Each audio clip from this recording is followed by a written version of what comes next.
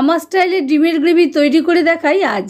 এর জন্য তাওয়াতে তেল গরম করে ছোটো এলাচ, বড় এলাচ, দারচিনি, লবঙ্গ, তেজপাতা দিয়ে একটু ভেজে নিয়ে রসুনের কোয়া, আদার টুকরো, পেঁয়াজ স্লাইস দিয়ে ট্রান্সলুসেন্ট হওয়া পর্যন্ত ভেজে নেব। তারপর চারমগজ, কাজু বাদাম, টমেটো টুকরো আর নুন দিয়ে সবটা ভালো করে ভেজে ঠান্ডা হলে মিক্সিতে বেটে গ্রেভির বেস বানিয়ে নেব। এবারে তাওয়াতে আরও খানিকটা তেলে নুন, হলুদ, কাশ্মীরি লঙ্কা গুঁড়ো দিয়ে 6টা সেদ্ধ ডিম অ্যাড করে লালচে করে ভেজে তুলে নেব।